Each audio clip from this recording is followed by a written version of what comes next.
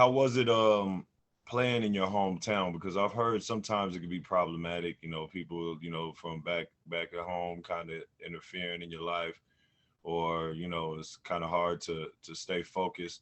What was your perception on that? I know you were married to my mother, so that might have calmed a little bit down. uh, you know what it is like when you grow up and you know what the options are. Like for me coming home to Chicago, or deciding to stay home in Chicago, didn't shift who I was, because I was mature already as a 17, 18-year-old young man. And I already knew there were things I wasn't going to do. I wasn't going to go backwards.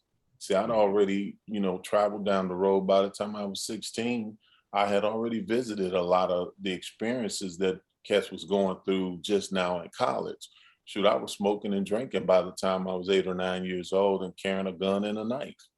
Dang. Gun in one pocket, a knife in the other.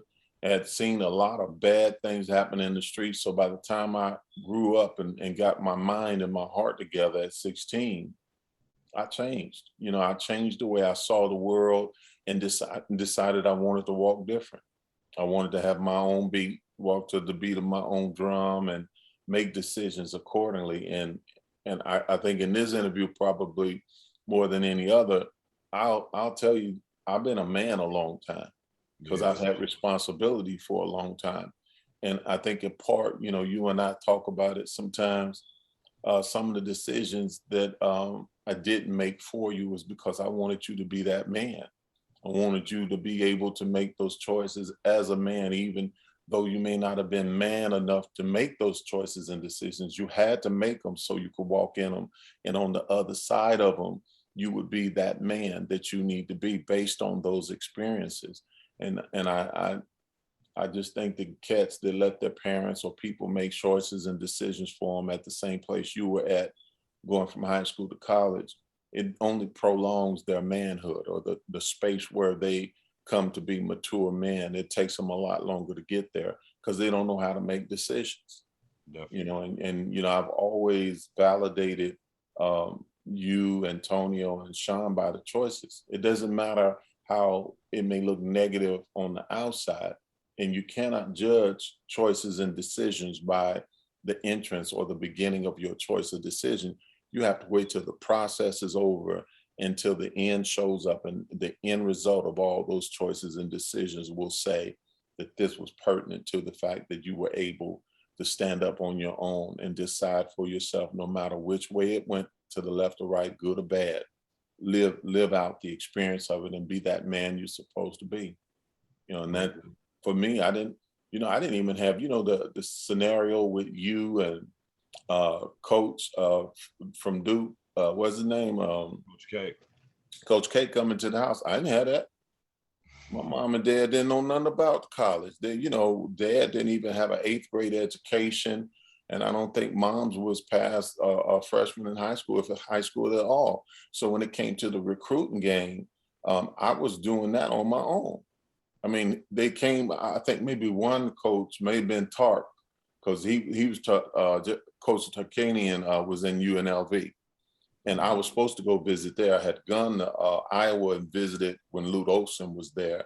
But when I got on the campus, I was like, Ronnie Lester was there. And Ronnie Lester was one of these players from the city. He was a bad boy.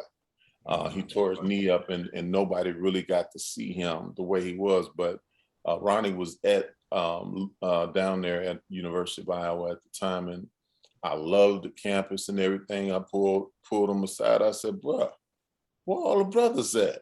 I said, "There ain't no black folk down here." I said, I ain't seen nothing but cornstalk and white folk. And I'm not prejudiced. I'm just from the streets. I'm from the streets of Chicago, and I'm Yeah. used to seeing a mix. Even on the north side, you would see a mix of people. And he said, "No, this is what it is." I said, "Mm-hmm." And when I got home, I called the Paul and said, "How come y'all not recruiting me?"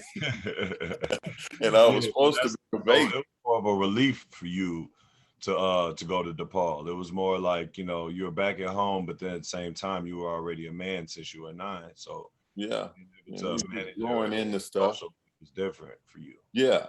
Well, the social part was difficult at first, because even though I was used to being around different cultures, By the time I got to DePaul, I literally was engulfed in a handful of us Black folk on the campus, and everybody else was Caucasian or white. Big culture shock. Yeah, yeah, and I remember doing the interview and later on in my career and telling them, you know, I've never really trusted white folk because the only ones I knew growing up were policemen and firemen. You know, they would come to put the fire out or come to put the fire on you, you know. Yeah. And that was, you know, growing up in the streets, you know, grew up around uh, old Black gangs, Black Keystone Rangers, the original cats, you know, that these groups came from, and seeing all I mean, they back then, gangs did a whole lot of good. I mean, they worked in the social side of the community, social programs. You still had some that were warring and fighting, but most of them on the legitimate side, they were working to build the community up. Right. Kind of like Black Panthers with the food, clothing, and Absolutely. shit. Absolutely.